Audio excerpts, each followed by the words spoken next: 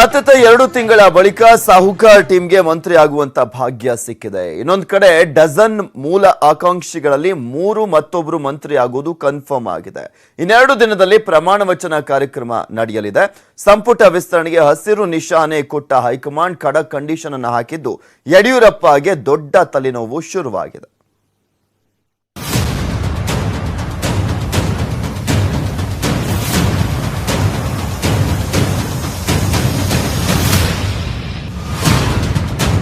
ಜನವರಿ 29 ಅಥವಾ 30ಕ್ಕೆ ಸಂಪುಟ ವಿಸ್ತರಣೆ ಫಿಕ್ಸ್. ಕಂಡೀಷನ್ ಹಾಕಿ ಹಸಿರು ನಿಶಾನೆ ಕೊಟ್ಟ ವರಿಷ್ಠರು. ಡಿಸೆಂಬರ್ನಿಂದ ಚಾತಕ ಪಕ್ಷಿಗಳಂತೆ ಕಾಯ್ತಿದ್ದ ರಮೇಶ್ ಜಾರಕಿಹೊಳಿ ಬಣದ ಶಾಸಕರಿಗೆ ಬಿಜೆಪಿ ಸರ್ಕಾರ ಬಂತು, ನಾವು ಮಂತ್ರಿ ಆಗ್ತೀವಿ ಅಂತ ಲಾಬಿ ಮಾಡುತ್ತಿರೋ ಮೂಲ ಬಿಜೆಪಿ ಶಾಸಕರಿಗೆ ಸಿಹಿ ಸುದ್ದಿ. ಬುಧವಾರ ನೂತನ ಶಾಸಕರು ಮಂತ್ರಿಗಳಾಗಿ ಪ್ರಮಾಣ ವಚನ ಸ್ವೀಕರಿಸಲಿದ್ದಾರೆ. ಸಂಪುಟ ವಿಸ್ತರಣೆ ಎಲ್ಲಿಗೆ ಬಂತು ಸರ್? ಈ ಮಂತ್ ಕಡೆ ಒಳಗಡೆ ಮಾಡಿ ಸಂಪುಟ ವಿಸ್ತರಣೆ ಮಾಡಿ ಪ್ರಮಾಣ ಎಲ್ಲ ಮುಗಿಯುತ್ತೆ ಕಾರ್ಯಕ್ರಮ. ಬುಧವಾರ ವಾಸ್ತು ಸಮಸ್ಯೆ, ಕಾಲ ಘಳಿಗೆ ಕೂಡಿ ಬರಲಿಲ್ಲ ಅಂದ್ರೆ ಗುರುವಾರ ನೂತನ ಶಾಸಕರು ಸಚಿವರಾಗಿ ಪ್ರಮಾಣ ವಚನ ಸ್ವೀಕರಿಸಲಿದ್ದಾರೆ. ಅಮಿತ್ ಶಾ ರಾಜ್ಯಕ್ಕೆ ಬಂದಾಗ ಚರ್ಚೆ ಮಾಡಿದ್ದ ಯಡಿಯೂರಪ್ಪ ಕೊನೆಗೆ BL ಸಂತೋಷ್ ಅವರ ಜೊತೆ ಮನೆಯಲ್ಲೇ ಚರ್ಚೆ ಮಾಡಿ ಅಂತಿಮ ಪಟ್ಟಿ ಕೊಟ್ಟು ದೆಹಲಿಗೆ ಕಳಿಸಿದ್ರು. ದೆಹಲಿಯಲ್ಲಿ ಅಮಿತ್ ಶಾ ಬಿಜೆಪಿ ರಾಷ್ಟ್ರೀಯ ಅಧ್ಯಕ್ಷ JP ನಡ್ಡಾ ಜೊತೆ ಚರ್ಚಿಸಿ ಸಂಪುಟ ವಿಸ್ತರಣೆಗೆ ಸಂತೋಷ್ ಒಪ್ಪಿಗೆ ಪಡೆದಿದ್ದಾರೆ. ಆ ಪಟ್ಟಿಯನ್ನು ಯಡಿಯೂರಪ್ಪಗೆ ಕಳಿಸಿದ್ದಾರೆ. ಆದರೆ ಸಿಎಂ ಕೈ ಸೇರಿರುವ ಪಟ್ಟಿಯಲ್ಲಿ ಹೈಕಮಾಂಡ್ ಕೆಲವು ಕಂಡೀಷನ್ ಹಾಕಿದೆ. ಯಡಿಯೂರಪ್ಪ ಮೊದಲು ಹೇಳಿದ್ದು 11 ಹೊಸ ಶಾಸಕರನ್ನು ಮಂತ್ರಿ ಮಾಡ್ತೀವಿ ಅಂತ. ಆದ್ರೆ ಹೈಕಮಾಂಡ್ 11 ಆಗಲ್ಲ, 6 ಶಾಸಕರನ್ನ ಮಂತ್ರಿ ಮಾಡಿ ಅಂದಿತ್ತು. ಪಟ್ಟು ಬಿಡದ ಯಡಿಯೂರಪ್ಪ 9 ಶಾಸಕರಿಗಾದ್ರೂ ಅವಕಾಶ ಕೊಡಿ ಅಂತ ಮನವಿ ಮಾಡಿದ್ರು. ಆಯ್ತು, 9 ಶಾಸಕರನ್ನ ಮಂತ್ರಿ ಮಾಡಿ ಅಂತ ಹೈಕಮಾಂಡ್ ಹೇಳಿತು. ಆಮೇಲೆ 2 ರಿಂದ 3 ಮೂಲ ಬಿಜೆಪಿ ಶಾಸಕರನ್ನ ಯಡಿಯೂರಪ್ಪ ಮಂತ್ರಿ ಮಾಡ್ತೀವಿ ಅಂದಿತ್ತು. ಸಂತೋಷ್ ಒತ್ತಡಕ್ಕೆ ಮಣಿದು 3ರ ಬದಲು 4 ಮೂಲ ಬಿಜೆಪಿ ಶಾಸಕರನ್ನ ಮಂತ್ರಿ ಮಾಡಿ ಅಂತ ಹೈಕಮಾಂಡ್ ಸೂಚಿಸಿದೆ. ಇನ್ನು 16ರಲ್ಲಿ 2 ಸ್ಥಾನ ಬಿಟ್ಟು ಎಲ್ಲ ಸಚಿವ ಸ್ಥಾನ ಭರ್ತಿ ಮಾಡ್ತೀವಿ ಅಂದಿದ್ರು ಸಿಎಂ. 3 ಸ್ಥಾನ ಖಾಲಿ ಉಳಿಸಿಕೊಳ್ಳಿ ಅಂತ ಹೈಕಮಾಂಡ್ ಸೂಚಿಸಿದೆ. ಇನ್ನು ಎಲ್ಲ 3 DCM ಸ್ಥಾನಗಳನ್ನು ರದ್ದು ಮಾಡಲು ಯಡಿಯೂರಪ್ಪ ಮನವಿ ಮಾಡಿದ್ರು. ಆದರೆ ಯಡಿಯೂರಪ್ಪರಿಗೆ DCM ಹುದ್ದೆ ಬಗ್ಗೆ ಚರ್ಚೆ ಬೇಡ ಅಂದಿದೆ ಹೈಕಮಾಂಡ್. ಇನ್ನು ಜನವರಿಯಲ್ಲೇ ಸಂಪುಟ ವಿಸ್ತರಣೆ ಮಾಡ್ತೀವಿ ಅಂತ ಸಿಎಂ ಕೇಳಿದ್ದಕ್ಕೆ ಆಯ್ತು, ನೀವು ಬಯಸಿದ ದಿನವೇ ಮಾಡಿ ಅಂದಿದೆ ಹೈಕಮಾಂಡ್. ಹೀಗೆ ಯಡಿಯೂರಪ್ಪ ಕೇಳಿದ್ದನ್ನೆಲ್ಲ ಅಳೆದು ತೂಗಿ ಕಂಡೀಷನ್ ಹಾಕಿ ಹೈಕಮಾಂಡ್ ಯಡಿಯೂರಪ್ಪ ಸಂಪುಟ ವಿಸ್ತರಣೆಗೆ ಒಪ್ಪಿಗೆ ನೀಡಿದೆ. ಆದರೆ ಹೈಕಮಾಂಡ್ ಹಾಕಿರೋ ಕಂಡೀಷನ್ ಈಗ ಯಡಿಯೂರಪ್ಪ ಪಾಲಿಗೆ ಮಗ್ಗುಲ ಮುಳ್ಳಾಗಿದೆ. ಇದಕ್ಕೆಲ್ಲ ಕಾರಣ ಮೈತ್ರಿ ಸರ್ಕಾರ ಬೀಳಿಸಿ ಬಿಜೆಪಿ ಸರ್ಕಾರ ಅಧಿಕಾರಕ್ಕೆ ತಂದವರು ಹಾಕ್ತಿರೋ ಕಂಡೀಷನ್ಗಳು. ಹೌದು, ಬುಧವಾರ ಅಥವಾ ಗುರುವಾರ ಸಂಪುಟ ವಿಸ್ತರಣೆ ನಡೆಯಲಿದ್ದು ನೂತನ ಶಾಸಕರು ಮಂತ್ರಿಗಳಾಗಿ ಪ್ರಮಾಣ ವಚನ ಸ್ವೀಕರಿಸುತ್ತಾರೆ. ಆದರೆ ಎಲ್ಲರೂ ಅಲ್ಲ, ಕೇವಲ 9 ನೂತನ ಶಾಸಕರು. 2ರಿಗೆ ಮಂತ್ರಿ ಸ್ಥಾನ ಬಿಟ್ಟು ನಿಗಮ ಮಂಡಳಿ ಹುದ್ದೆ ನೀಡಲು ಸಿಎಂ ಸರ್ಕಸ್ ಮಾಡುತ್ತಿದ್ದಾರೆ. ರಮೇಶ್ ಜಾರಕಿಹೊಳಿ ಕೇಳಿದ್ದು ಗೆದ್ದವರ ಜೊತೆ ಸೋತ ಶಾಸಕರನ್ನೂ ಸೇರಿಸಿ 15 ಜನರು ಮಂತ್ರಿ ಆಗಬೇಕು ಅಂತ. ಮೊದಲು ಯಡಿಯೂರಪ್ಪ 15ಕ್ಕೆ 15 ಜನರು ಮಂತ್ರಿ ಆಗ್ತೀರಾ ಅಂದವರು ಆಮೇಲೆ ಕಷ್ಟ ಅಂದ್ರು. ಹೋಗಲಿ, ಗೆದ್ದ 11 ಜನರನ್ನು ಮಂತ್ರಿ ಮಾಡಿ ಅಂತ ಸಾಹುಕಾರ್ ಟೀಮ್ ಡಿಮಾಂಡ್ ಹಾಕ್ತು. ಇದಕ್ಕೆ ನಾನು ರೆಡಿ, ಆದ್ರೆ ಹೈಕಮಾಂಡ್ ಒಪ್ತಿಲ್ಲ ಅಂತ ಯಡಿಯೂರಪ್ಪ ಸ್ಪಷ್ಟನೆ ಕೊಟ್ಟರು. ಇನ್ನು 11ಕ್ಕೆ 11 ಜನರು ಆಗಲೇಬೇಕು ಅಂತ ನೂತನ ಶಾಸಕರು ಪಟ್ಟು ಹಿಡಿದ್ರು. 9 ಜನರಿಗೆ ಗ್ರೀನ್ ಸಿಗ್ನಲ್ ಸಿಕ್ಕಿದೆ. ಮೊದಲು ನೀವು ಮಂತ್ರಿಗಳಾಗಿ ಅಂತ ಸಿಎಂ ಮನವೊಲಿಕೆ ಮಾಡಿದ್ರು. ಆಗ ರಮೇಶ್ ಟೀಮ್ 2ರಿಗೆ ಏನಂತ ಉತ್ತರ ಕೊಡೋದು ಅಂದಾಗ ನಾನು ಸಮಾಧಾನ ಮಾಡ್ತೀನಿ ಅಂತ ಮತ್ತೆ ಸಿಎಂ ಭರವಸೆ ಕೊಟ್ರು. ಹೋಗಲಿ, ಯಾರ್ಯಾರನ್ನ ಕೈ ಬಿಡಲು ನಿರ್ಧಾರ ಮಾಡಿದ್ದೀರಾ ಹೇಳಿ ಅಂತ ರಮೇಶ್ ಟೀಮ್ ಪ್ರಶ್ನೆ ಹಾಕಿದೆ. ಇದಕ್ಕೆ 5ರ ಹೆಸರು ಬಂದಿದೆ. 5ರ ಜೊತೆನೂ ಮಾತಾಡ್ತೀನಿ ಅಂತ ಸಿಎಂ ಮತ್ತೊಂದು ಭರವಸೆ ಅಸ್ತ್ರ ಎಸೆದ್ರು. ಕೊನೆಗೆ ಸಂಪುಟ ವಿಸ್ತರಣೆ ಪ್ರಮಾಣ ವಚನ ಯಾವಾಗ ಅಂತ ರಮೇಶ್ ಟೀಮ್ ಪ್ರಶ್ನೆ ಹಾಕಿದೆ. ಅದಕ್ಕೆ ಬುಧವಾರ ಆಗುತ್ತೆ, ತಪ್ಪಿದ್ರೆ ಗುರುವಾರ ಗ್ಯಾರಂಟಿ ಅಂತ ಸಿಎಂ ಭರವಸೆ ಕೊಟ್ಟಿದ್ದಾರೆ. ಹೀಗೆ ರಮೇಶ್ ಜಾರಕಿಹೊಳಿ ಟೀಮ್ ಹಾಗೂ ಯಡಿಯೂರಪ್ಪ ನಡುವೆ ಪಟ್ಟಿ ಫೈನಲ್ ಆದ್ಮೇಲೆ ಮಾತುಕತೆ ನಡೆದಿದೆ ಅಂತ ಗೊತ್ತಾಗಿದೆ. ಬುಧವಾರ ಅಥವಾ ಗುರುವಾರ ಪ್ರಮಾಣ ವಚನ ಕಾರ್ಯಕ್ರಮವೂ ನಡೆಯಲಿದೆ. ಆದರೆ ಮೂಲಗಳ ಪ್ರಕಾರ ಸಾಹುಕಾರ್ ಟೀಮ್ನಲ್ಲಿ ಈಗ ಯಡಿಯೂರಪ್ಪ 4ರ ಮನವೊಲಿಕೆಗೆ ಕಸರತ್ತು ಶುರು ಮಾಡಿದ್ದಾರೆ. ಯಾರಿಗೆ ಮಂತ್ರಿಗಿರಿ ಮಿಸ್? ಮಹೇಶ್ ಕುಮಟಳ್ಳಿ ರಮೇಶ್ ಜಾರಕಿಹೊಳಿ ಮಾತು ನಂಬಿ ಬಂದ ಶಾಸಕ. ಹೀಗಾಗಿ ರಮೇಶ್ ಜಾರಕಿಹೊಳಿ ಮಹೇಶ್ಗೆ ಮಂತ್ರಿ ಸ್ಥಾನಕ್ಕೆ ಪಟ್ಟು ಹಿಡಿದಿದ್ದಾರೆ. ಶ್ರೀಮಂತ ಪಾಟೀಲ್ರನ್ನ ಕಾಂಗ್ರೆಸ್ ಕೋಟೆಯಿಂದ ಹೊರಗೆ ಕರೆತಂದಿದ್ದು ಬಾಲಚಂದ್ರ ಜಾರಕಿಹೊಳಿ. ಶ್ರೀಮಂತ ಪಾಟೀಲ್ ಮಂತ್ರಿ ಆಗಲೇಬೇಕು ಅನ್ನೋದು ಬಾಲಚಂದ್ರ ಜಾರಕಿಹೊಳಿ ಒತ್ತಡ. ಶಿವರಾಮ್ ಹೆಬ್ಬಾರ್ ಬಿಜೆಪಿಗೆ ಬಂದಿದ್ದೇ ದೇಶಪಾಂಡೆ ಮೇಲಿನ ಸಿಟ್ಟಿನಿಂದ, ಅದು ಮಂತ್ರಿ ಆಗೋ ಆಸೆಯಿಂದ. ಹೀಗಾಗಿ ಶಿವರಾಮ್ ಹೆಬ್ಬಾರ್ ಸಿಎಂ ಮಾತಿಗೆ ಬಗ್ಗೋ ಲಕ್ಷಣ ಕಾಣಿಸ್ತಿಲ್ಲ. ಉಳಿದಿರೋದು ಕೆ ಗೋಪಾಲಯ್ಯ. ಗೋಪಾಲಯ್ಯಗೆ ಬಯಸಿದ ನಿಗಮ ಮಂಡಳಿ ಕೊಟ್ಟು ಮನವೊಲಿಕೆಗೆ ಸಿಎಂ ಸರ್ಕಸ್ ಮಾಡುತ್ತಿದ್ದಾರೆ. ಇದ್ರ ಜೊತೆಗೆ ಭೈರ್ತಿ ಬಸವರಾಜ್ಗೂ ಸಿಎಂ ದಾಳ ಬಿಟ್ಟಿದ್ದಾರೆ. ಆದ್ರೆ ಭೈರ್ತಿ ಬಸವರಾಜು ಕುರುಬ ನಾಯಕ, ಹೀಗಾಗಿ ಬಿಟ್ಕೊಡೋದು ಅನುಮಾನ. ಈ ಮಧ್ಯೆ ಶಂಕರ್ ಕೂಡ MLC ಮಾಡಿ ಅಂತ ಪಟ್ಟು ಹಿಡಿದಿದ್ದಾರೆ.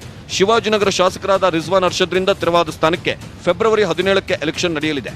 ಆ ಸೀಟು ಶಂಕರ್ಗೋ ಲಕ್ಷ್ಮಣ್ ಸವದಿಗೆ ಕೊಡಬೇಕೋ ಅನ್ನೋದು ಯಡಿಯೂರಪ್ಪಗೆ ತಲೆನೋವು ತಂದಿದೆ. Political bureau, news 18 Kannada.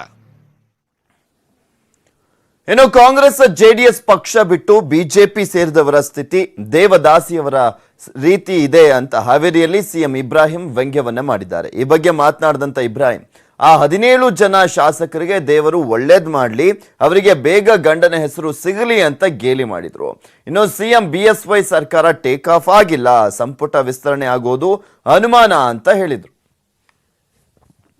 ದೇವದಾಸಿಯರಿಗೆ ಏನ್ ಪರಿಸ್ಥಿತಿ ಆಗಿದೆ ಅದೇ ಪರಿಸ್ಥಿತಿ ಅವ್ರದ್ದಾಗಿದೆ. ಅನುಕಂಪ ಆಗ್ತಾ ಇದೆ ಅವ್ರಿಗೆ. ಅದು ಯಡಿಯೂರಪ್ಪನವ್ರಿಗೆ ಬಿಟ್ಟಿರ್ತಕ್ಕಂಥದ್ದು. ಬಹುತೇಕ ಬಿಜೆಪಿ ಪಾಪ ಒರಿಜಿನಲ್ ಜನರು ಕಾಯ್ತಾ ಕೊಡ್ತಾರೆ, ಮನೆಯಾಗ ಜೋಪಾನ ಮಾಡ್ಕೊಂಡು ಅವರು ಕೇಳುವಂತ ಅವ್ರಿಗೂ ಇದೆ. ಸೊ ಹಾಗಾಗಿ ನಾನು ಅದ್ರ ಬಗ್ಗೆ ಏನೂ ಹೇಳೋದಿಲ್ಲ. ಬಟ್ ದುರ್ದೈವ ಏನಾಗಿದೆ ಅಂತ ಹೇಳಿದ್ರೆ ಪಾಪ ಬಿಜೆಪಿ ಹೈಕಮಾಂಡ್ನವರು ಯಡಿಯೂರಪ್ಪನವ್ರಿಗೆ ಅಷ್ಟು ಸುಲಭವಾಗಿ ಬಿಡ್ತಾ ಇಲ್ಲ. ಅವರಿಗೆ ಅವ್ರ ನೋವು ಅವರಿಗಿದೆ. ಅವರು ಯಡಿಯೂರಪ್ಪನವ್ರಿಗೆ ಇಷ್ಟ ಹೇಳೋದು, ಧೈರ್ಯವಾಗಿ ನೀವು ವಿಸ್ತರಣೆ ಮಾಡಿ, ಏನ್ ಬಂದಿದ್ದು ಬರ್ಲಿ ನೋಡ್ಕೋಣ, ಆ ಧೈರ್ಯ ತಗೊಳ್ಳಿ ನೀವು ಅವ್ರಿಗೆ ಸಲಹೆ ಕೊಡ್ತೀನಿ. ದೇವದಾಸಿಯರಿಗೆ ಏನ್ ಪರಿಸ್ಥಿತಿ ಆಗಿದೆ ಅದೇ ಪರಿಸ್ಥಿತಿ ಅವ್ರದ್ದಾಗಿದೆ. ರಾಜ್ಯ ಕಾಂಗ್ರೆಸ್ ಸಾರಥ್ಯ ಮಾಜಿ ಸಚಿವ ಡಿಕೆ ಶಿವಕುಮಾರ್ಗೆ ಕೆಪಿಸಿಸಿ ಕುರ್ಚಿ ಸಿಗುತ್ತಾ ಇಲ್ವಾ ಅನ್ನೋದು ಇನ್ನೂ ಕೂಡ ಗೊತ್ತಿಲ್ಲ. ಆದ್ರೆ ಡಿಕೆ ಶಿವಕುಮಾರ್ ಮಾಡ್ತಾ ಇರುವಂತ ಪ್ರಯತ್ನ ಮಾತ್ರ ಬಿಡ್ತಿಲ್ಲ. ದೆಹಲಿಯಲ್ಲಿ ಡಿಕೆಶಿ ಠಿಕಾಣಿ ಹೂಡಿ ಇವತ್ತಿಗೆ 5 ದಿನ ಆಯ್ತು. ಆದ್ರೂ ಕೂಡ ಸೋನಿಯಾ ಗಾಂಧಿ ಅವರ ಭೇಟಿ ಮಾಡೋದು ಸಾಧ್ಯವಾಗ್ತಾ ಇಲ್ಲ. ಇಂದು ಸಮಯ ಕೊಡ್ತಾರೆ, ನಾಳೆ ಸಮಯ ಕೊಡ್ತಾರೆ ಅಂತ ಡಿಕೆ ಶಿವಕುಮಾರ್ ಸೋನಿಯಾ ಗಾಂಧಿ ಭೇಟಿಗೆ ತುದಿಗಾಲಲ್ಲಿ ನಿಂತಿದ್ದೇ ಬಂತು. ಈ ಮಧ್ಯೆ ವೇಣುಗೋಪಾಲ್ ಅಹಮದ್ ಪಟೇಲ್ರನ್ನ ಕೂಡ ಭೇಟಿ ಮಾಡಿ ಕೆಪಿಸಿಸಿ ಪಟ್ಟಕ್ಕೆ ಲಾಬಿ ಮಾಡ್ತಾ ಇದ್ದಾರೆ. ಇತ್ತ ಸೋನಿಯಾ ಗಾಂಧಿ ದೆಹಲಿ ಚುನಾವಣೆಯಲ್ಲಿ ಬ್ಯುಸಿ ಇರುವಂತ ಕಾರಣಕ್ಕೆ ಡಿಕೆಶಿ ಭೇಟಿ ತಡವಾಗ್ತಾ ಇದೆ. ಇತ್ತ ಸಿದ್ದರಾಮಯ್ಯ ಜೊತೆಗಿನ ಭೇಟಿಗೆ ವಿಶೇಷ ಅರ್ಥ ಕಲ್ಪಿಸೋದು ಬೇಡ, ಕೆಪಿಸಿಸಿ ಅಧ್ಯಕ್ಷರ ನೇಮಕದಲ್ಲಿ ಹೈಕಮಾಂಡ್ ತೀರ್ಮಾನವೇ ಅಂತಿಮ ಅಂತ ಖರ್ಗೆ ಹೇಳಿದ್ದಾರೆ. ಯಾರೂ ಏನು ಆತಂಕ ಪಡ್ತಕ್ಕಂಥ ಅವಶ್ಯಕತೆ ಇಲ್ಲ. ಸೋನಿಯಾ ಗಾಂಧೀಜಿಯವರು ತಕ್ಕಂಥ ಅಂದರೆ ಆದಷ್ಟು ಬೇಗನೆ ಮತ್ತು ಸೂಕ್ತವಾದಂಥ ಸಮಯದಲ್ಲಿ ತಮ್ಮ ನಿರ್ಣಯವನ್ನು ಘೋಷಣೆ ಮಾಡ್ತಾರೆ. ಅದಕ್ಕೆ ಎಲ್ಲರೂ ಕೂಡ ಕಟಿಬದ್ಧರಾಗಿದ್ದಾರೆ. ಯಾರೂ ಕೂಡ ಅವರ ನಿರ್ಣಯಕ್ಕೆ ಮೀರಿ ಹೋಗ್ತಕ್ಕಂಥವ್ರಿಲ್ಲ.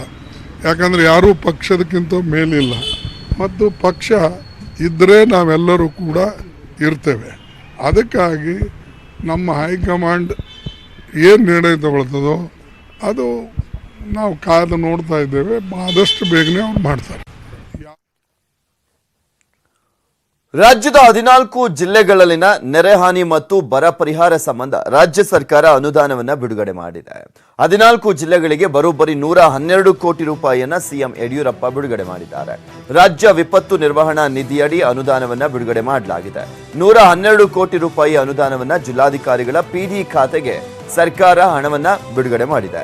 ಈ ಪೈಕಿ ಬಳ್ಳಾರಿ ಜಿಲ್ಲೆಗೆ 15 ಕೋಟಿ, ದಾವಣಗೆರೆಗೆ 14 ಕೋಟಿ, ಚಿತ್ರದುರ್ಗ ಜಿಲ್ಲೆಗೆ 13 ಕೋಟಿ, ಚಿಕ್ಕಬಳ್ಳಾಪುರ ಜಿಲ್ಲೆಗೆ 10 ಕೋಟಿ, ಬೆಂಗಳೂರು ಗ್ರಾಮಾಂತರಕ್ಕೆ 10, ಕೋಲಾರಕ್ಕೆ 10, ಬೀದರ್ಗೆ 5, ಚಾಮರಾಜನಗರ ಜಿಲ್ಲೆಗೆ 5, ಹಾಗೆ ಕೊಪ್ಪಳ ಜಿಲ್ಲೆಗೆ 5 ಕೋಟಿ, ರಾಮನಗರಕ್ಕೆ 5, ಹಾಗೆ ವಿಜಯಪುರಕ್ಕೆ 5 ಕೋಟಿ, ರಾಯಚೂರಿಗೆ 5 ಕೋಟಿ, ತುಮಕೂರು ಜಿಲ್ಲೆಗೆ 5 ಹಾಗೂ ಯಾದಗಿರಿ ಜಿಲ್ಲೆಗೆ ಸರ್ಕಾರ 5 ಕೋಟಿ ರೂಪಾಯಿಯನ್ನ ಬಿಡುಗಡೆ ಮಾಡಿದೆ.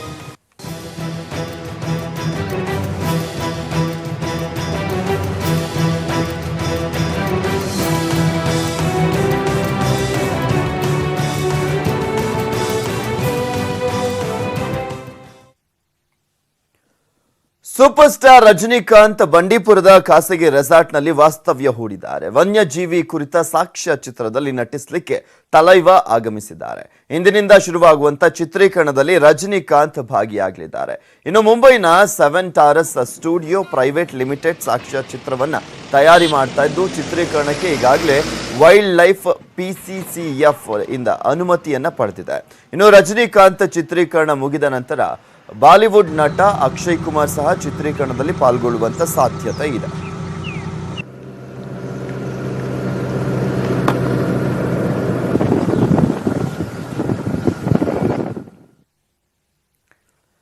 ಬೆಳಗಾವಿಯಲ್ಲಿ ಮರಾಠಿಗರ ಕಿರಿಕಿರಿ ಇದ್ದಿದೆ. ಹೀಗಿರುವಾಗಲೂ ಕೂಡ ಕನ್ನಡಿಗರಿಗಿಂತಲೂ ಕೂಡ ಮರಾಠಿಗಳ ಮೇಲೆ ಕರ್ನಾಟಕದ ಜನಪ್ರತಿನಿಧಿಗಳಿಗೆ ಪ್ರೀತಿ ಜಾಸ್ತಿ. ಕೆಲ ದಿನಗಳ ಹಿಂದಷ್ಟೇ ಸಾಹುಕಾರ್ ಮರಾಠಿಗರಿಗೆ ಜೈ ಅಂದಿದ್ರು. ಈಗ ಸಾಹುಕಾರ್ ರಾಜಕೀಯ ವೈರಿ ಕೂಡ ಮರಾಠಿ ಸಮುದಾಯದ ಮತಕ್ಕೆ ಬಲೆ ಹಾಕಿದ್ದಾರೆ. आमच्याकडे पासपोर्ट दे तुम्ही मी पाच देतो एक होणार मराठी एक होणार ಎಲ್ಲ ಕೂಡಿ ಮಹಾತ್ಮ ಗ್ರಾಮೀಣ ಭಾಗದ ಮರಾಠಿ ಹಕ್ಕನ್ನು ಮೊದಲು ಸಿದ್ಧ ಮಾಡಬೇಕು. ಉಳಿಕೆ ಸಮಾಜ ಜವಾಬ್ದಾರಿ ನಾ ತಗೋತಾನೆ. ಗ್ರಾಮೀಣ ನನ್ನ ತಪ್ಪಲೆ ಅದೆಲ್ಲ ಗ್ರಾಮೀಣರಿಗೆ ಕಾಂಗ್ರೆಸ್ ಆಗೈತಿ. ಮುಂದಿನ ಸಲ ಖಾನಾಪುರ್ ಗ್ರಾಮೀಣ ಎಂಪಿ ಮಾಡಿ 3 ಬಿಜೆಪಿ ಜವಾಬ್ದಾರಿ. ಬೆಳಗಾವಿ ಗ್ರಾಮೀಣ ಕ್ಷೇತ್ರ ಮರಾಠಿಗರ ಹಕ್ಕು. ಮರಾಠಿಗರು ಒಂದಾಗಿ ಮುಂದಿನ ಚುನಾವಣೆಗೆ ಸಿದ್ಧರಾಗಿ. ನಾನು 5 ಕೋಟಿ ರೂಪಾಯಿ ಕೊಡ್ತೇನೆ. ಇದು ಬೆಳಗಾವಿ ತಾಲೂಕಿನ ನಾವಾಗಿ ಗ್ರಾಮದಲ್ಲಿ ಸಾಹುಕಾರ್ ರಮೇಶ್ ಜಾರಕಿಹೊಳಿ ಆಡಿದ್ದ ಮಾತು. ನನ್ನ ತಪ್ಪಿನಿಂದ ಬೆಳಗಾವಿ ಗ್ರಾಮೀಣ ಕ್ಷೇತ್ರದಲ್ಲಿ ಹೆಬ್ಬಾಳ್ಕರ್ ಗೆದ್ದಿದ್ದಾರೆ ಅಂದಿದ್ದ ರಮೇಶ್ ಜಾರಕಿಹೊಳಿ ಮುಂದಿನ ಚುನಾವಣೆಯಲ್ಲಿ ಬೆಳಗಾವಿ ಗ್ರಾಮೀಣ ಕ್ಷೇತ್ರದ ಶಾಸಕಿ ಲಕ್ಷ್ಮಿ ಹೆಬ್ಬಾಳ್ಕರ್ ಅವರನ್ನ ಸೋಲಿಸಲೇಬೇಕೆಂದು ಪಣ ತೊಟ್ಟಿದ್ದಾರೆ. ಹೀಗೆ ಮರಾಠಿ ಸಮುದಾಯವನ್ನ ಸೆಳೆಯಲು ಸಾಹುಕಾರ್ ಪ್ಲಾನ್ ಮಾಡಿರುವಾಗಲೇ ಅದೇ ಮರಾಠಿ ಮತದಾರರನ್ನ ಸೆಳೆಯಲು ಲಕ್ಷ್ಮಿ ಹೆಬ್ಬಾಳ್ಕರ್ ಛತ್ರಪತಿ ಶಿವಾಜಿ ಮಹಾರಾಜರ ಮೂರ್ತಿ ಸ್ಥಾಪನೆಗೆ ಕೈ ಹಾಕಿದ್ದಾರೆ. ಬೆಳಗಾವಿ ತಾಲೂಕಿನ ರಾಜಹಂಸಗಢ ಕೋಟೆ ಅಭಿವೃದ್ಧಿ ಕೆಲಸಕ್ಕೆ ಭೂಮಿ ಪೂಜೆ ಮಾಡಲಾಗಿದೆ. ಇಲ್ಲಿ 50 ಲಕ್ಷ ರೂಪಾಯಿ ವೆಚ್ಚದಲ್ಲಿ 60 ಅಡಿ ಎತ್ತರದ ಶಿವಾಜಿ ಮೂರ್ತಿ ಸ್ಥಾಪನೆ ಹಾಗೂ 3 ಕೋಟಿ ರೂಪಾಯಿ ವೆಚ್ಚದಲ್ಲಿ ಕೋಟೆ ಅಭಿವೃದ್ಧಿ ಕಾರ್ಯಕ್ಕೆ ಚಾಲನೆ ನೀಡಲಾಗಿದೆ. ಈ ಸರ್ಕಾರಿ ಕಾರ್ಯಕ್ರಮದಲ್ಲಿ ಒಂದೇ ಒಂದು ನಾಮಫಲಕ ಸಹ ಕನ್ನಡದಲ್ಲಿ ಇರಲಿಲ್ಲ. ಎಲ್ಲವೂ ಮರಾಠಿಮಯವಾಗಿದೆ.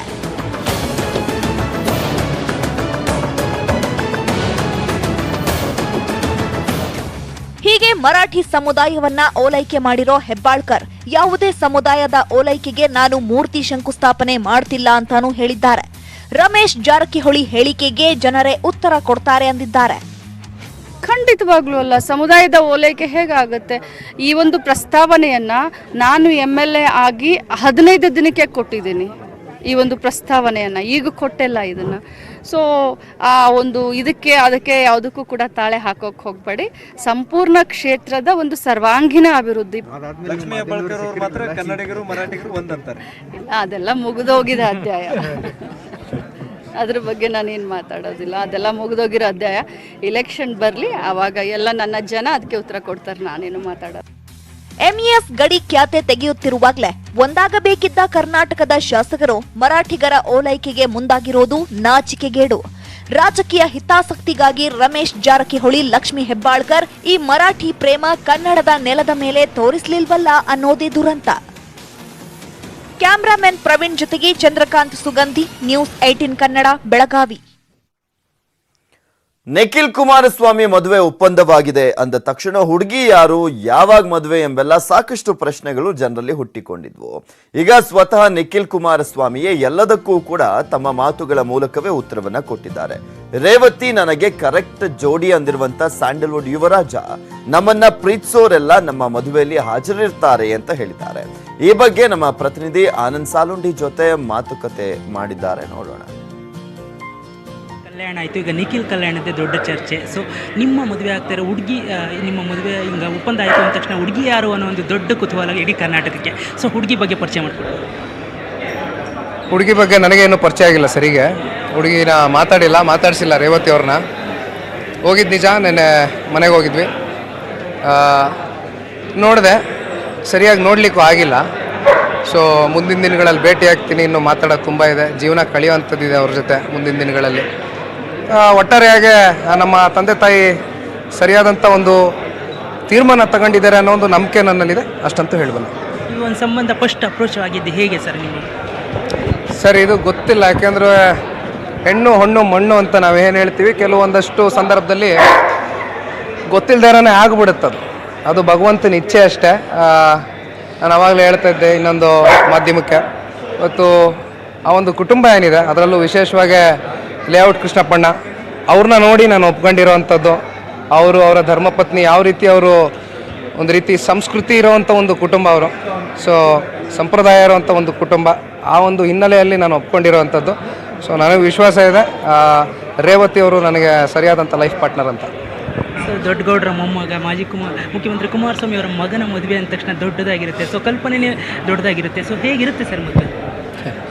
ನಾನು ಆವಾಗಲೇ ಹೇಳ್ತಾ ಇದ್ದೆ ಸರ್, ಹೇಗಿರುತ್ತೆ ಮದುವೆ ಅಂದರೆ ನಮ್ಮನ್ನು ಯಾರು ಪ್ರೀತಿಸ್ತಾರೆ ಅವರ ಒಂದು ಆಶೀರ್ವಾದ ನಮಗೆ ಸದಾ ಇರಬೇಕು ಅನ್ನೋ ಒಂದು ಭಾವನೆ ನನ್ನಲ್ಲಿದೆ. ಸೊ ನಮ್ಮ ತಂದೆಯವರಾಗಲಿ ನಾನಾಗಲಿ ಯೋಚನೆ ಮಾಡ್ತಾ ಇದ್ದೀವಿ. ಬಹುಶಃ ಮುಂದಿನ ದಿನಗಳಲ್ಲಿ ಹೇಳ್ತೀನಿ. ಇನ್ನೂ ಸರಿಯಾದಂಥ ತೀರ್ಮಾನ ಆಗಿಲ್ಲ. ಆದರೆ ಒಂದಂತೂ ಸತ್ಯ, ತುಂಬ ಜನ ಬಂದು ಆಶೀರ್ವಾದ ಮಾಡೋಗ್ತಾರೆ ಅನ್ನೋದು ನಿರೀಕ್ಷೆ ನನ್ನಲ್ಲಿದೆ. ಒಂದು ಕಡೆ ರಾಜಕೀಯ, ಇನ್ನೊಂದು ಕಡೆ ಚಿತ್ರರಂಗ. ರಾಜಕೀಯ ರಂಗದಲ್ಲಿ ಒಳ್ಳೆ ಒಂದು ಪೊಸಿಷನ್ ಇದ್ದರೆ, ಒಂದು ಒಳ್ಳೆ ಜವಾಬ್ದಾರಿ ನಿರ್ವಹಿಸ್ತಾ ಇದ್ದೀರಾ. ಸೊ ಇದ್ರ ನಡುವೆ ಬಿಸಿ ಶೆಡ್ಯೂಲ್ ನಡುವೆ ಮದುವೆ ಹೇಗಿರುತ್ತೆ? ಸೊ ಅದ್ರ ಬಗ್ಗೆ ತಯಾರಿ ಹೇಗೆ ನಡೀತಾ ಇದೆ? ನಿಜ ಸರ್, ಎರಡು ದೊಡ್ಡ ಜವಾಬ್ದಾರಿ. ರಾಜಕಾರಣ ಕ್ಷೇತ್ರ ಇರ್ಬೋದು, ಚಿತ್ರರಂಗ ಇರ್ಬೋದು, ಎರಡು ದೊಡ್ಡ ಜವಾಬ್ದಾರಿ, ಪಬ್ಲಿಕ್ ಪ್ಲ್ಯಾಟ್ಫಾರ್ಮು.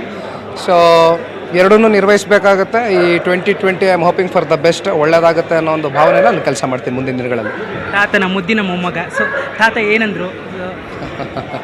ಕಲ್ಯಾಣ ಯಾವಾಗ ಸರ್ ಡೇಟ್? ಸರ್ ಇನ್ನು ಡೇಟ್ ಫಿಕ್ಸ್ ಆಗಿಲ್ಲ. ಫಿಕ್ಸ್ ಆದ ತಕ್ಷಣ ಹೇಳ್ತೀನಿ. ಥ್ಯಾಂಕ್ಸ್.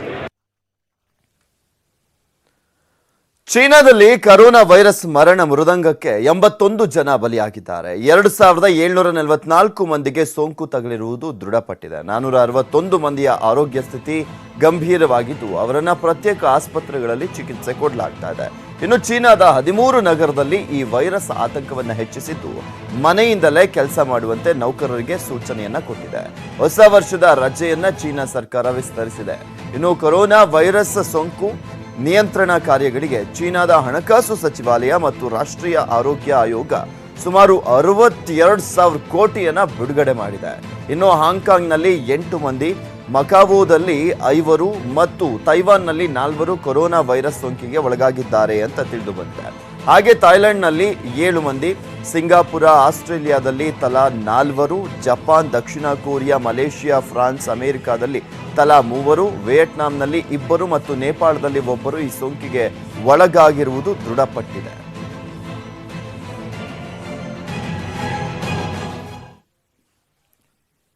ಮಂಡ್ಯ ಉಸ್ತುವಾರಿ ಸಚಿವ ಆರ್ ಅಶೋಕ್ ಅವರಿಗೆ ಒಂದು ಸವಾಲು. ನಿಮ್ಮ ಕೈಯಲ್ಲಾಗತ್ತೆ, ನೀವು ಈ ಕೆಲಸ ಮಾಡ್ತೀರಾ ಅನ್ನೋ ನಂಬಿಕೆ ಇದೆ. ಯಾಕಂದ್ರೆ ನಿಮ್ಮ ಉಸ್ತುವಾರಿ ಜಿಲ್ಲೆಯಲ್ಲಿ ಹೆಣ್ಣು ಮಕ್ಕಳಿಗೆ ಶೋಷಣೆ ಆಗ್ತಾ ಇದೆ, ಮೂಢನಂಬಿಕೆ ಹೆಸರಲ್ಲಿ ಹಿಂಸೆ ನಡೀತಾ ಇದೆ. ನೀವು ಒಂದ್ಸಲ ಹೋಗಿ ಬಂದ್ರೆ ಸಾಕು, ಒಂದ್ಸಲ ಜನರ ಮನವೊಲಿಸಿದ್ರೆ ಸಾಕು. ಸಚಿವರಿಗೋಸ್ಕರ ಈ ಸ್ಟೋರಿ. ಬಿಕೋ ಅನ್ನುತ್ತಿರೋ ಮನೆಯ ಕೊಠಡಿ, ಗುಡಿಸಲಿನಲ್ಲಿ ಮಗುವಿನೊಂದಿಗೆ ಚಿಂತೆಯಲ್ಲಿರೋ ಹಸಿ ಬಾಣಂತಿ, ದೇವಸ್ಥಾನ ಬಳಿ ಏಕಾಂಗಿಯಾಗಿ ಕುಳಿತಿರೋ ಯುವತಿ. ಇದು ಮಂಡ್ಯ ಜಿಲ್ಲೆಯ ಮದ್ದೂರು ತಾಲೂಕಿನ ಗೊಲ್ಲರದೊಡ್ಡಿ ಗ್ರಾಮದ ದೃಶ್ಯ. ಇಲ್ಲಿರೋ ಬಹುತೇಕ ಜನರು ಕಾಡುಗೊಲ್ಲ ಸಮುದಾಯಕ್ಕೆ ಸೇರಿದವರು. ಈ ಜನಾಂಗದಲ್ಲಿ ಋತುಮತಿಯಾದ ಬಾಲಕಿ 1 ತಿಂಗಳು ಊರ ಹೊರಗಿರೋ ನಿರ್ಜನ ಕೊಠಡಿಯಲ್ಲಿ ಇರಬೇಕೆಂಬ ನಿಯಮವಿದೆ. ಮುಟ್ಟಾದ ಮಹಿಳೆ 1 ವಾರಗಳ ಕಾಲ ನಿರ್ಜನ ಕೊಠಡಿಯಲ್ಲಿರಬೇಕು. ಅದೇ ರೀತಿ ಮಗು ಹೆತ್ತ ಬಾಣಂತಿ ಊರ ಹೊರಗಿರೋ ಗುಡಿಸಲಿನಲ್ಲಿ ಮಗುವಿನೊಂದಿಗೆ ಇರಬೇಕು. ಸ್ನಾನ ಮಾಡಿ ಸೂತಕ ಕಳ್ಕೊಂಡು ಊರೊಳಗಿನ ಪಲ್ಲಕ್ಕಿ ಸ್ವಾಮಿ ದೇವರಿಗೆ ಪೂಜೆ ಸಲ್ಲಿಸಿ ಆಮೇಲೆ ಊರೊಳಗೆ ಬರಬೇಕು. ನಾವು ಬಾಣತಿದ್ರು ಕಾಯ್ಕೊಂಡು ಮನೆ ಕಳಾಕಿ 3 ತಿಂಗಳಾಯ್ತು. 3 ತಿಂಗಳು ಇಲ್ಲೇ ಹೊರಗಡೆ ಇದ್ದಾರಾ? ಯಾಕೆ ಮನೆಯೊಳಗೆ ಮಾಡಲ್ಲ, ಕೊಡಲ್ವಾ? ಮನೆಯೊಳಗೆ ಕೊಡಲ್ಲ. ನಮ್ ದೇವ್ರಿಗೆ ಆಗಲ್ವಲ್ಲ ಜಂಜಪ್ಪ, ಅದರಿಂದ ದೇವ್ರು ಏನಾರ ಒಂದು ಕಟ್ ಕೊಡ್ತದೆ ಅಂತ ಅನ್ಬಿಟ್ಟು ಊರಿಂದ ಆಚೆ ಇರ್ಬೇಕಾ? ಹಿಂದಿಂದ ನಡೆದಿರೋದೇ ಇದು. ನಾವು ನಮ್ಮ ತಾತರ ಕಾಲದಿಂದನ ಇವಾಗ ಒಳಗೆ ಬಾ ಅಂದ್ರೆ ದೇವ್ರು ಬಿಟ್ಕೊಡಲ್ಲ. ನಮಗೆ ತೊಂದರೆ ಆಯ್ತದೆ. ಯಾವ ದೇವರು? ಜಂಜಪ್ಪ. ತೊಂದರೆ ಆದ್ರೆ ಅವ್ನು ಕಾಯ್ಕತಾನೆ, ದೇವ್ರ ಮೇಲೆ ಬರ ಹಾಕ್ತೀರ? ಅವನ ಮೇಲೆ ಬರ ಹಾಕದ್ ನಾವು. ಈ ಹೊರಗಡೆ ಆದರು 5 ದಿವಸ, ಮಕ್ಕಳು ರಿಟೈರ್ಡ್ ಆದರು 1 ತಿಂಗಳು, ಹೆರಿಗೆ ಆದರು 3 ತಿಂಗಳು. ನೋಡಿ ಅಲ್ಲೇ ಇದ್ದಾರೆ. ಈಗ 3 ತಿಂಗಳಾಯ್ತು, ಇವತ್ತು ಒಳಗಡೆ ಬರ್ತಾವ್ರೆ. ಈ ಸಂಪ್ರದಾಯ ಪಾಲಿಸದಿದ್ರೆ ಊರಿಗೆ ಕೆಡುಕಾಗುತ್ತೆ ಅನ್ನೋ ಮೂಢನಂಬಿಕೆ ಇದೆ. ಊರ ಹೊರಗಿರೋ ಮೈಲಿಗೆಯ ಮಹಿಳೆಯರಿಗೆ ಏನೂ ಆಗಲ್ಲ, ಎಲ್ಲ ದೇವರು ನೋಡಿಕೊಳ್ತಾನೆ, ಪಲ್ಲಕ್ಕಿ ಸ್ವಾಮಿ ಕಾಪಾಡ್ತಾನೆ ಅಂತಾರೆ. ನಾವು ಹಿರಿಕರಿಂದ ಏನು ಮಾಡ್ತಾ ಇರೋ ಅದನ್ನೇ ಮಾಡ್ತಾ ಇದ್ದೀವಿ. ನಾವು ಸೂತ್ಕ ಸಂಬಂಧದಲ್ಲಿ ನಾವು ಹೊರಗಡೆಲೇ ಇರೋದು. ಹೊರಗಡೆ ಹೆರಿಗೆ ಪರ್ಗೆ ಮಾಡಿದ್ರೆ ಆಚೆ ಕಡೆ ಇದು ಮಾಡ್ತಾ ಇದ್ದು, ಲೈಟು ಅಲ್ಲೇ ಇರ್ತವೆ, ಕಾಯ್ಕೊಂಡು ಬೇರೆ ಕಡೆ ಮನೆ ಕತ್ತೀವಿ ನಾವು. ಈ ಹಿಂದೆಯೇ ತಾಲೂಕಿನ ಅಧಿಕಾರಿಗಳು ಅರಿವು ಮೂಡಿಸಿದ್ರು, ಆದ್ರೂ ಅನಿಷ್ಟ ಪದ್ಧತಿ ಮಾತ್ರ ದೂರ ಆಗಿಲ್ಲ. ಲೋಕನೃತ್ಯ ನಿಮ್ಮ ಪದ್ಧತಿ ಬಿಟ್ಬಿಡಿ, ಲೋಕನೃತ್ಯ ಹೆಂಗವ್ರೆ ಹಂಗಿರ್ಬೇಕು, ಹೆಣ್ಮಕ್ಳಿಗೆ ತೊಂದರೆ ಕೊಡಬೇಡಿ. ಯಾಕೆ ಹೆಣ್ಮಕ್ಳು ಆಚೆ ಹಾಕ್ತೀರ ನೀವು? ಹೆಣ್ಮಕ್ಳಿಂದ ಏನು ಭೇದ ಭಾವನೆ ಕಂಡು ಆಗ್ತಾ ಇದ್ದೀರಿ ಅಂತ ನಮಗೆ ಕಾನೂನು ಪ್ರಕಾರ ಹೇಳಿದ್ರು. ನಾವು ಪಂಚಾಯತಿ ಒಬ್ಬರು ನಂಬರಾಗಿ ಅಧ್ಯಕ್ಷರಾದೋ. ಏನು ನಮ್ಮ ಈಗ ಬಂದಿದೆಯೋ ಕಾಲಕ್ಕೆ ತಕ್ಕಂತೆ ನಡಿಬೇಕು. ಯಾಕೆ ನೀವು ಹೆಣ್ಮಕ್ಳನ್ನೆಲ್ಲ ಸುಮ್ಮನೆ ಹಿಂಸೆ ಮಾಡಿ ಅವ್ರಿಗೆ ಯಾಕೆ ಆಚೆ ಹಾಕೋದು, ಒಳಗಡೆ ಕರ್ಕೊಂಬರ್ತೀವಿ ಅಂತೇಳಿ ಅವರು ಇದು ಮಾಡಿದ್ರು. ನಾವು ಅದೇ ಥರ ಮಾಡೋಣ ಅಂದರೆ ನಮ್ಮ ಕ್ಯಾಸ್ಟಲ್ಲಿ ಸ್ವಲ್ಪ ಒಂದೂರಲ್ಲಿ ಬಂತು ಅಂದರೆ ಈಗ ಆ ಊರಿಗೆ ನೀವು ಒಳಗಡೆ ಬರ್ತಾ ಇದ್ದೀರಿ, ನಮ್ಮೂರಿಗೆ ಬರಬೇಡಿ ಹಾಗೆ ಹೀಗೆ ಅಂತೇಳಿ ಸ್ವಲ್ಪ ಸಂಪ್ರದಾಯ ಇದು ಮಾಡಿದ್ರು. ನಾವಿವತ್ತು ಅಷ್ಟಾಗೆ ಚೇಂಜ್ ಮಾಡೋಕ್ಕಾಗಲ್ಲ ಅಂತ ನಾವು ಹೇಳ್ದೋ, ಅಷ್ಟಕ್ಕೆ ಸ್ವಲ್ಪ ತಾಳ್ಮೆ ಇದೆ ಸರ್ ಅಷ್ಟೇ. ಮಂಡ್ಯ ಜಿಲ್ಲೆ, ಅದರಲ್ಲೂ ಇತಿಹಾಸಕ್ಕೆ ಹೆಸರಾದ ಮದ್ದೂರಲ್ಲಿ ಇಂಥ ಅನಿಷ್ಟ ಪದ್ಧತಿ ಇದೆ. ಆರ್ ಅಶೋಕ್ ಅಂತ ಸಚಿವರ ಉಸ್ತುವಾರಿ ಜಿಲ್ಲೆಯಲ್ಲಿ ಇಂಥ ಅನಿಷ್ಟಕ್ಕೆ ಬ್ರೇಕ್ ಹಾಕಲು ಸಾಧ್ಯವಾಗಿಲ್ಲ ಅಂದ್ರೆ ಇದು ಸಚಿವರಿಗೆ ಅವಮಾನ. ಕ್ಯಾಮರಾಮನ್ ಮಧು ಜೊತೆ ರಾಘವೇಂದ್ರ ಗಂಜಾಂ, ನ್ಯೂಸ್ 18 ಕನ್ನಡ, ಮಂಡ್ಯ. ಆ ಊರಿನಲ್ಲಿ ಉತ್ತಮವಾದಂತ ಸಿಸಿ ರಸ್ತೆ ಇದೆ, ನೀರಿನ ಸೌಕರ್ಯವೂ ಕೂಡ ಇದೆ. ಆಧಾರ್ ಕಾರ್ಡ್ ಸೇರಿದಂತೆ ಇತರ ಎಲ್ಲಾ ದಾಖಲೆಗಳನ್ನ ಸಂಬಂಧಿಸಿದಂತ ಇಲಾಖೆಯವರು ಒದಗಿಸಿದ್ದಾರೆ. ಆದ್ರೆ ವಿದ್ಯುತ್ ಸಂಪರ್ಕ ನೀಡಲಿಕ್ಕೆ ಮಾತ್ರ ಮೀನಾಮೇಷವನ್ನ ಎಣಿಸ್ತಾ ಇದ್ದಾರೆ. ಏನಿದು ಕತೆ? ಈ ಸ್ಟೋರಿ ನೋಡಿ. ಇದು ಬೀದರ್ ಜಿಲ್ಲೆಯ ಚಿಟಗುಪ್ಪ ಪುರಸಭೆಯಲ್ಲಿರೋ 23ನೇ ವಾರ್ಡ್. ಹೆಚ್ಚಾಗಿ ಹಿಂದುಳಿದ ಜನಾಂಗದವರೇ ವಾಸಿಸುವ ಈ ವಾರ್ಡಿನ ಹೆಸರು ಪಾಪನಾತ್ಮಪುರ. ಈ ಗ್ರಾಮ ಕಳೆದ 45 ವರ್ಷಗಳಿಂದ ವಿದ್ಯುತ್ ಸಂಪರ್ಕವನ್ನೇ ಕಂಡಿಲ್ವಂತೆ. ರಸ್ತೆ, ಕುಡಿಯುವ ನೀರು, ಬೀದಿ ದೀಪದ ಕಂಬಗಳು, ಚರಂಡಿ, ಅಂಗನವಾಡಿ ಕೇಂದ್ರ ಸೇರಿದಂತೆ ಇತರೆ ಸೌಕರ್ಯಗಳನ್ನ ಒದಗಿಸಿರೋ ಸ್ಥಳೀಯ ಆಡಳಿತ ವಿದ್ಯುತ್ ನೀಡಲು ಮಾತ್ರ ಸತಾಯಿಸುತ್ತಿದೆಯಂತೆ. ಅಂದಾಜು 1000 ಜನಸಂಖ್ಯೆ ಇರೋ ಈ ಗ್ರಾಮದಲ್ಲಿ ದಿನವೂ ರಾತ್ರಿ ಬೆಳಕಿಲ್ಲದೆ ಜನ ಪರದಾಡಬೇಕಾಗಿದೆ. ಮಕ್ಕಳು ಓದಲಾಗದೆ ಪರಿತಪಿಸುವಂತಾಗಿದೆ. ನಮ್ಮಲ್ಲಿ ದೊಡ್ಡ ಸಮಸ್ಯೆ ಏನಾಗಿದೆ ಅಂದರೆ, ಇಲ್ಲಿ ಮನೆಗಳಿಗೆ ಯಾವುದೂ ಏನಂದ್ರೆ ಕರೆಂಟ್ ಕಂಬಗಳು ಇದ್ದರೂ ಕೂಡ ಕರೆಂಟ್ ಕನೆಕ್ಷನ್ ಕೊಡ್ತಾ ಇಲ್ಲ. KBದವ್ರಿಗೆ ಕೇಳಿದ್ರೆ KBದವ್ರು ಏನಂತಾರೆ, ಮುನ್ಸಿಪಾಲ್ಟಿ ನೋ ಅಬ್ಜೆಕ್ಷನ್ ತೊಗೊಂಬರಿ ಕೊಡ್ತೀನಿ ಅಂತಾರೆ. ಮುನ್ಸಿಪಾಲ್ಟಿಯವ್ರಿಗೆ ನೋ ಅಬ್ಜೆಕ್ಷನ್ ಕೇಳಿದರೆ ಮುನ್ಸಿಪಾಲ್ಟಿಯವ್ರು ಏನಂದರೆ, ನಿಮ್ಮದು ಜಾಗದ ಯಾವುದೇ ಒಂದು ಡಾಕ್ಯುಮೆಂಟ್ಗಳಿಲ್ಲ, ನೀವೆಲ್ಲ ಗೋಮಾಳ ಜಮೀನು ಸರ್ಕಾರಿ ಜಮೀನ್ದಾಗ ನೀವು ಇದ್ದೀರಿ ಅಂಥೇಳಿ ಅವರು ನೀವು ಜಮೀನ್ದು ಡಾಕ್ಯುಮೆಂಟ್ ತೊಗೊಂಬರ್ರಿ ಅಂತೇಳಿ ಅವ್ರು ಅಂತ ಇದ್ದಾರೆ. ಇನ್ನು ಜನ ವಿದ್ಯುತ್ ಸಂಪರ್ಕ ಕೇಳಲು ಹೋದಾಗ ಸಂಬಂಧಪಟ್ಟ ಅಧಿಕಾರಿಗಳು ಪಾಪನಾತ್ಮಪುರದಲ್ಲಿ ಮನೆಗಳು ಬೇರೆಯವರ ಹೆಸರಿನಲ್ಲಿವೆ, ವಿದ್ಯುತ್ ಸಂಪರ್ಕ ನೀಡಲು ಮೂಲ ಮಾಲೀಕರ ದಾಖಲೆಗಳು ಬೇಕು ಅಂತಿದ್ದಾರಂತೆ. ನೋಡ್ರಿ 40-50 ವರ್ಷ ಆಯ್ತು ನಾ ಬಂದು, ಈ ವರ್ಷ ಆಯ್ತು ಕರೆಂಟ್ ಇಲ್ಲ, ಏನಿಲ್ಲ. ನಮ್ಮ ಮನೆಗೆ ಊರಾಗೆ ಕರೆಂಟ್ ಇಲ್ಲ. ಆಫೀಸರ್ ಹೋದ್ರ ಅದು ಮನೆ ನಂಬರ್ ಕೊಡ್ರಿ ಅಂತಾರ. ಮನೆ ನಂಬರ್ ಎಲ್ಲಿಂದ ಯಾರಿಗೆ ಕೇಳರಿ, ಯಾರಿಗೆ ಕೊಡರಿ, ಕೇಳಾಗ ಹೋದ್ರ ಕೊಡ್ತೇವ ಅಂತಾರ್ರಿ. ಇನ್ನ ಧೀರದ ಅಂತಾರ್ರಿ, ಈಸ್ ರೊಕ್ಕ ಕೊಡ್ರಿ, ಹೊಸ ರೊಕ್ಕ ಕೊಡ್ರಿ ಅಂತ ನಾವು ಕೈ ಮೇಲೆ ಮಾಡುವಂಬರ್ದು ಎಲ್ಲಿಂದ ಕೊಡರಿ ಎಲ್ಲಿ ಮಾಡರಿ. ಒಟ್ನಲ್ಲಿ ಅಧಿಕಾರಿಗಳ ನಿರ್ಲಕ್ಷ್ಯಕ್ಕೆ ಊರಿಗೆ ಊರೇ ಕತ್ತಲೆಯಲ್ಲಿ ಜೀವನ ಸಾಗಿಸ್ತಿದೆ.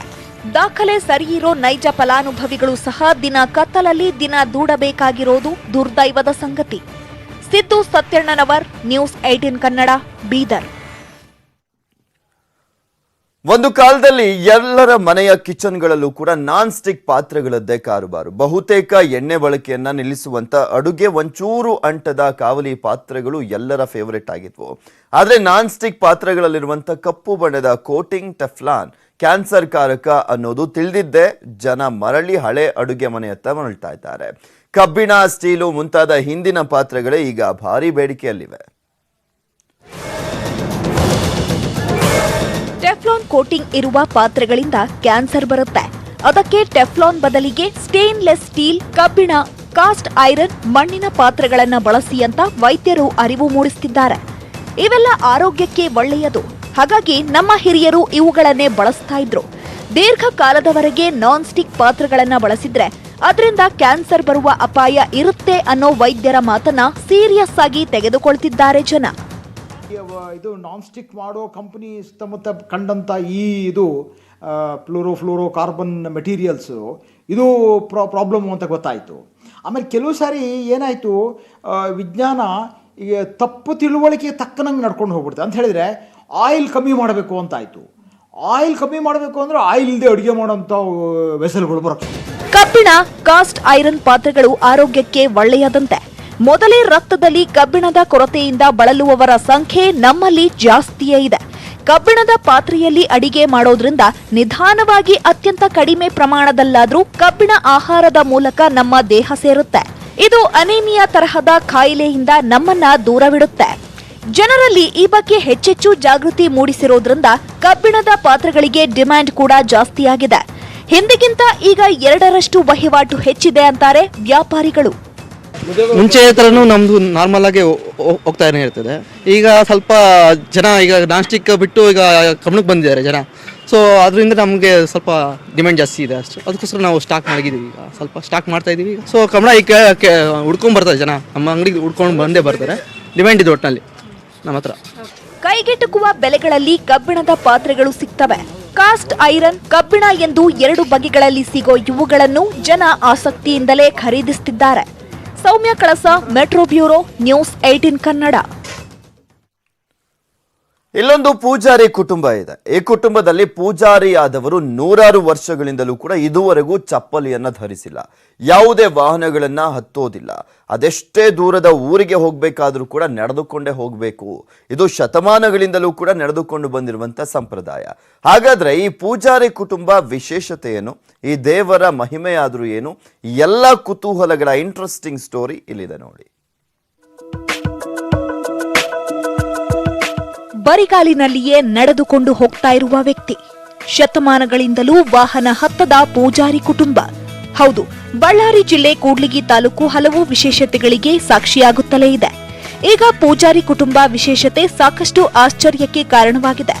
ಕೂಡ್ಲಿಗಿ ತಾಲೂಕಿನ ಕೆ ದಿಬ್ಬದಹಳ್ಳಿ ಎಂಬ ಗ್ರಾಮದಲ್ಲಿ ಶ್ರೀ ಮರುಕುಂಟ್ಲೇಶ್ವರ ಸ್ವಾಮಿಯ ಪೂಜಾರಿ ಕುಟುಂಬ ತಲತಲಾಂತರಗಳಿಂದಲೂ ತನ್ನದೇ ಆದ ಕಟ್ಟುಪಾಡುಗಳನ್ನ ಕಟ್ಟುನಿಟ್ಟಾಗಿ ಪಾಲಿಸುತ್ತಿದೆ. ಈ ದೇವರಿಗೆ ಪೂಜಾರಿಯಾದವರು ಯಾವುದೇ ವಾಹನಗಳನ್ನ ಹತ್ತಬಾರದು. ಟೈರ್ ಇರುವ ಸೈಕಲ್, ಬೈಕ್, ಕಾರು, ಬಸ್ ಸೇರಿದಂತೆ ಯಾವುದೇ ವಾಹನಗಳನ್ನ ಏರುವಂತಿಲ್ಲ. ಜೊತೆಗೆ ಚಪ್ಪಲಿ ಕೂಡ ಧರಿಸಬಾರದು. ಇಂತಹ ಕಟ್ಟುಪಾಡುಗಳನ್ನ ಪೂಜಾರಿ ಪಾಪುರಾಜು ಕುಟುಂಬ ಅತ್ಯಂತ ನಿಷ್ಠೆಯಿಂದ ಅನುಸರಿಸುತ್ತಿದೆ.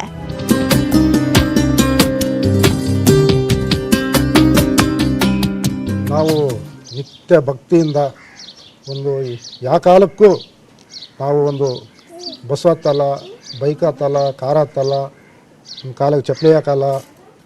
ಯಾವ ಕಾರಣಕ್ಕೂ ನಾವು ಸಂಪ್ರದಾಯ ಪ್ರಕಾರವಾಗಿ ನಡೆದು ಹೋಗ್ಬೇಕು. ಎಲ್ಲಿ ಹೋದ್ರೂ 3 ದಿವಸ ಕಾಲ ಆದ್ರೂ ನಾವು ನಡೆದೇ ಹೋಗ್ಬೇಕು. ಇನ್ನು ಪೂಜಾರಿ ಪಾಪುರಾಜು ಆಸ್ಪತ್ರೆಗೆ ಹೋಗಬೇಕಾದ್ರೂ ನಡೆದುಕೊಂಡೇ ಹೋಗ್ತಾರೆ. ವಾಹನಗಳನ್ನ ಹತ್ತಿದ್ರೆ ಕೆಡಕು ಆಗುತ್ತೆ ಅನ್ನುವ ನಂಬಿಕೆ ಈ ಕುಟುಂಬಕ್ಕಿದೆ. ಈ ಕಾರಣಕ್ಕಾಗಿಯೇ ಪೂರ್ವಜರು ಹಾಕಿಕೊಟ್ಟ ಸಂಪ್ರದಾಯವನ್ನ ಪೂಜಾರಿ ಪಾಪುರಾಜು ಮುಂದುವರೆಸಿಕೊಂಡು ಹೋಗ್ತಿದ್ದಾರೆ. ಇನ್ನು ಶ್ರೀ ಮರುಕುಂಟ್ಲೇಶ್ವರ ಸ್ವಾಮಿ ದೇವಸ್ಥಾನದ ಸುತ್ತಮುತ್ತಲಿರುವ ಸುಮಾರು 30ಕ್ಕೂ ಹೆಚ್ಚು ಮನೆಗಳಿಗೆ ಸುಣ್ಣ ಹೊಡೆಯುವಂತಿಲ್ಲ. ಅಲ್ಲದೆ ಮನೆಯಲ್ಲಿ ಎಣ್ಣೆಯಲ್ಲಿ ಕರಿಯುವ ಪದಾರ್ಥಗಳನ್ನ ಮಾಡುವಂತಿಲ್ಲ. ಒಂದು ವೇಳೆ ಮಾಡಿದ್ದಲ್ಲಿ ಬೆಂಕಿ ಕಾಣಿಸಿಕೊಳ್ಳುತ್ತಿದೆಯಂತೆ. ಕಾಲಗಳಿಂದಲೂ ಹಂಗೆ ನಡ್ಕೊಂಬಂದೈತಿ. ಎಲ್ಲಿಗೆ ಹೋದ್ರು ಬಸ್ ಎತ್ತಲ್ಲ, ಅವ್ರು ಏನಿದ್ರು ಅವ್ರು ನಡ್ಕೊಂಡು ಹೋಗ್ಬೇಕು, ನಡ್ಕೊಂಡ್ಬೇಕು. ಚಪ್ಪಲಿ ಹಾಕಲ್ಲ. ಒಂದು ಸೈಕಲ್ ಗಾಡಿ ಮೊದಲು ಅವ್ರು ಎತ್ತಲ್ಲ. ಯಾವ ಊರಿಗೆ ಹೋದ್ರೆ ಅವರು 3 ದಿವಸ ಟೈಮ್ ಆಗಲಿ ಅವ್ರು ನಡ್ಕೊಂಡು ಹೋಗಿ ಬರ್ತಾರೆ. ದೇವರ ಕೃಪೆಗೆ ಪಾತ್ರರಾಗುವವರು ಸಂಪ್ರದಾಯದಂತೆ ಕಟ್ಟುನಿಟ್ಟಾಗಿ ಪೂಜೆಗಳನ್ನ ಮಾಡುವುದು, ಹರಕೆಗಳನ್ನ ಸಲ್ಲಿಸುವುದು ಸಾಮಾನ್ಯ. ಆದರೆ ಕೆ ದಿಬ್ಬದಹಳ್ಳಿ ಗ್ರಾಮದಲ್ಲಿ ಮಾತ್ರ ಪೂಜಾರಿ ಕುಟುಂಬ ಶತಮಾನಗಳಿಂದಲೂ ವಾಹನಗಳನ್ನ ಹತ್ತದೆ ಕಾಲ್ನಡಿಗೆಯಲ್ಲೇ ನಡೆದುಕೊಂಡು ಹೋಗ್ತಾ ಇರೋದು ವಿಶೇಷ. Bureau report, news 18 Kannada. ಇದು ಇವತ್ತಿನ ಬ್ರೇಕ್ಫಾಸ್ಟ್ ನ್ಯೂಸ್. ಈಗ ರಾಜ್ಯ, ದೇಶ, ವಿದೇಶಗಳಲ್ಲಿ ಆಗ್ತಾ ಇರುವಂತಹ ಬೆಳವಣಿಗೆಗಳ ಕಂಪ್ಲೀಟ್ ಸುದ್ದಿಯನ್ನ ನಿಮ್ಮ ಮುಂದೆ ಇಡ್ತೀನಿ 30 ನಿಮಿಷ 30 ಸುದ್ದಿಯಲ್ಲಿ. ಆದರೆ ಅದಕ್ಕೂ ಮುಂಚೆ ಒಂದು ಸ್ಮಾಲ್ ಬ್ರೇಕ್.